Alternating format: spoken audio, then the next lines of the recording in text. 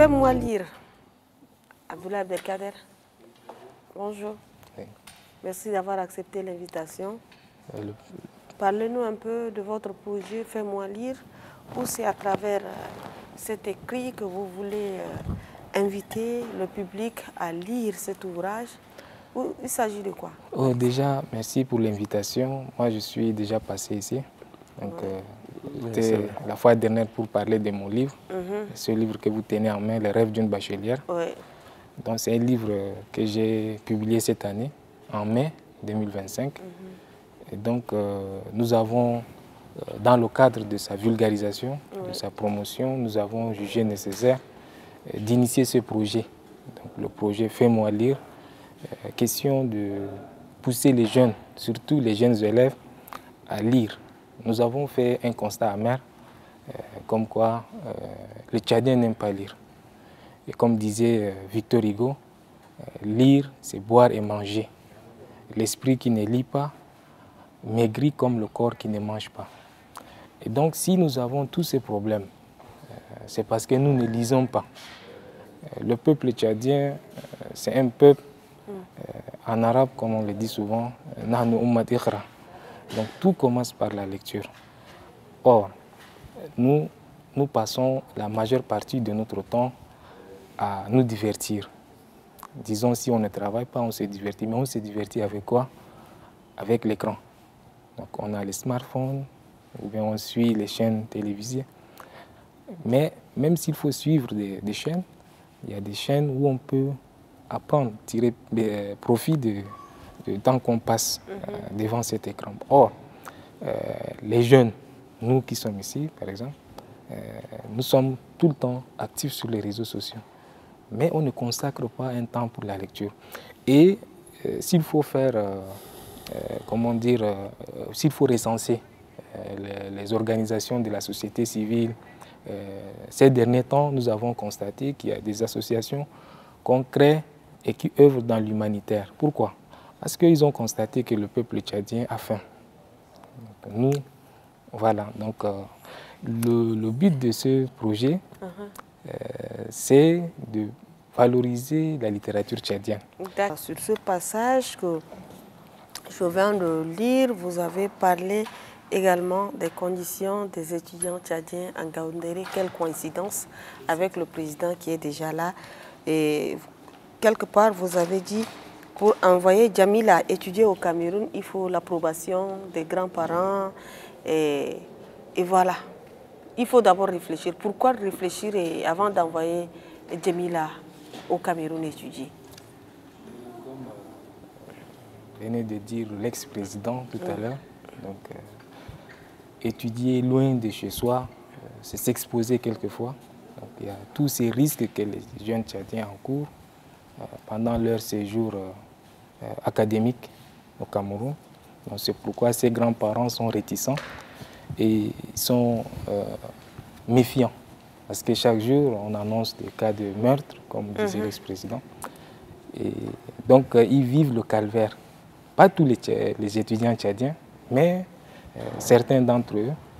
C'est pourquoi ces parents ne veulent pas que leurs filles partent loin étudier, loin de chez, de chez elles, quoi. Étudier au Cameroun, donc ça comporte des risques.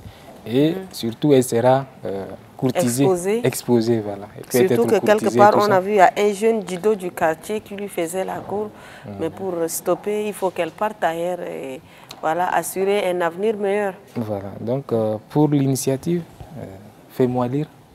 Déjà, c'est le livre. Question sur le livre qui est choisi pour cette édition, la première édition.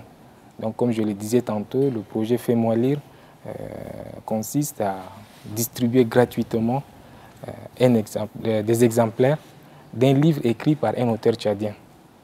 Et donc, pour la première édition, nous avons choisi le livre que j'ai écrit moi-même. Pourquoi? C'est pour son intérêt littéraire et pour son impact aussi. Parce que les thèmes qui sont abordés sont des thèmes importants, des thèmes d'actualité. Moi, j'ai parlé de la déscolarisation des filles. J'ai évoqué aussi la question du viol. Souvenez-vous, en décembre 2024, il y a eu un cas de viol pendant le festival d'Ari. Et avant ça, il y a eu aussi d'autres cas de viol. Et je parlais de l'entrepreneuriat, comme disait l'ex-président. Problème de l'employabilité des jeunes diplômés tchadiens. Et donc, j'ai parlé de l'entrepreneuriat. Donc, pendant qu'ils sont sur le banc de l'université, ils peuvent initier des projets et il y a des programmes de financement. Donc, on ne peut pas forcément attendre que l'État nous prenne en charge. Parce que nous, on peut travailler pour notre propre compte. Si on est bien formé, on peut initier des projets de création d'entreprises. Il y a, par exemple, ONAPE, il y a par exemple le programme de financement international, TEF Connect, qui est initié par la fondation Tony Elumelu, le Nigérian. Chaque année, il finance des jeunes Africains qui ont des idées de projets de création d'entreprises ou bien qui ont des jeunes entreprises, dont un financement de 5 000 $ non remboursable. Il y a des jeunes Tchadiens qui participent. Donc j'ai parlé de ça dans ce livre. Voilà. Donc c'est pourquoi nous avons choisi ce livre pour la première édition et nous allons distribuer gratuitement 1000 exemplaires de ce livre.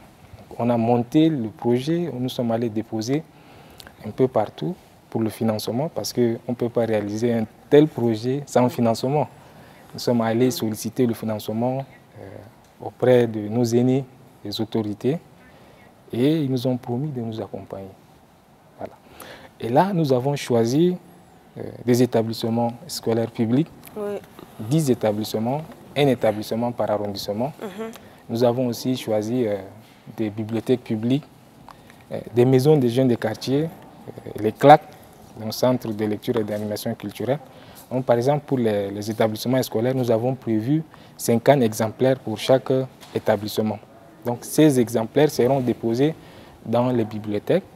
Maintenant, les élèves auront l'occasion de lire ces documents. Inch'Allah. Voilà. Et donc, nous allons aussi créer des clubs de lecture. Voilà. Question d'amener les jeunes élèves à aimer la lecture. D'accord. C'est ça l'objectif de ce projet. Merci Abdoulaye Abdelkader pour ces initiatives, surtout les rêves d'une bachelière. Nous voyons déjà qu'il y a une belle demoiselle qui est là. Ça donne envie de lire. C'est ça. Merci encore d'être là et nous vous souhaitons plus d'inspiration pour nous ressortir encore d'autres écrits. Merci. فينا مريلا نشكر عبد الله عبد القادر، نشكره كثير على جهودك اللي فعلا قاعد تبذل جهود كبيرة من أجل دفع الطلاب للقراءة ودفع القراءة للبحث عن في أشياء كثيرة للتمويل المشاريع كثيرة، لكن عدم القراءة ما ممكن تقدر تكتشف مثل هذه المنظمات أو المؤسسات اللي تدعم المشاريع التنمية. فنشكره كثير على جهودك الكبيرة اللي قد تقوم فيها. شكرا. Merci.